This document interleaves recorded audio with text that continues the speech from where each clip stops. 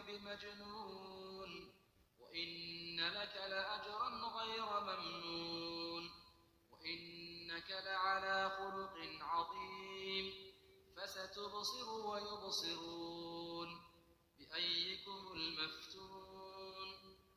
إن ربك هو أعلم بمن ضل عن سبيله وهو أعلم بالمهتدين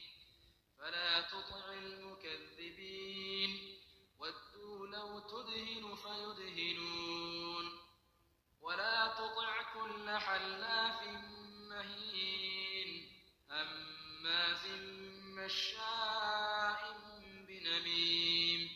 مناع للخير معتد أثيم عتل بعد ذلك زنيم أن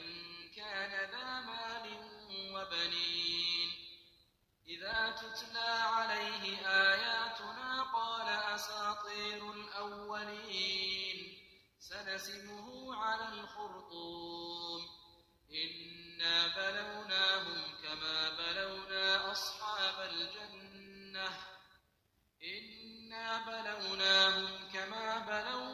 أصحاب الجنة إذ أقسموا ليصرمنها مصبحين ولا يستثنون فطاف عليها طائف من ربك وهم نائمون فأصبحت كالصريم فتنادوا مصبحين أن اغدوا على حرثكم إن كنتم صارمين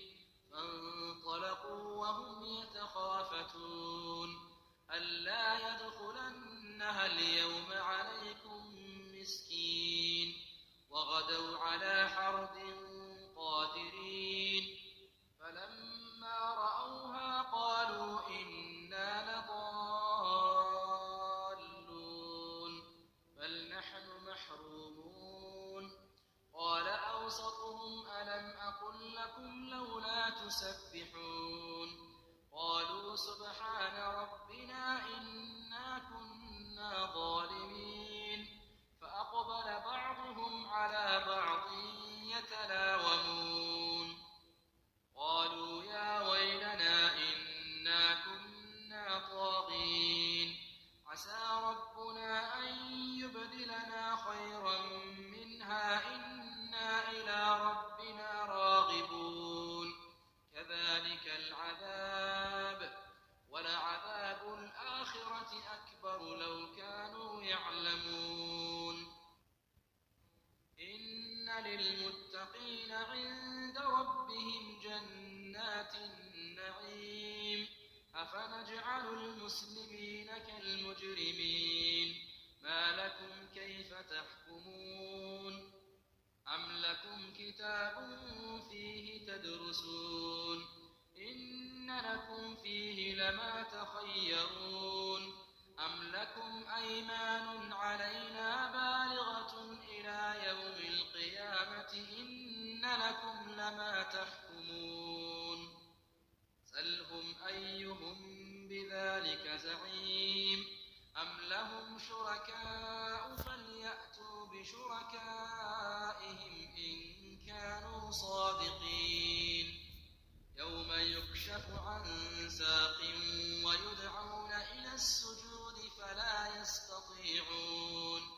خاشعة أبصارهم ترهقهم ذلة وقد كانوا يدعون إلى السجود وهم سالمون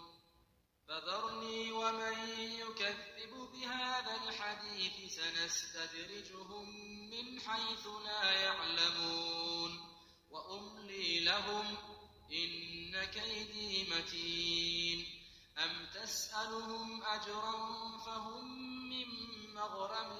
مثقلون أم عندهم الغيب فهم يكتبون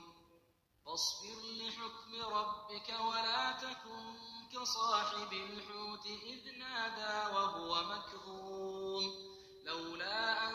تداركه نعمة من ربه لنبذ بالعراء وهو مذموم فاجتباه ربه فجعله من الصالحين وإن يكاد الذين كفروا ليزلقونك بأبصارهم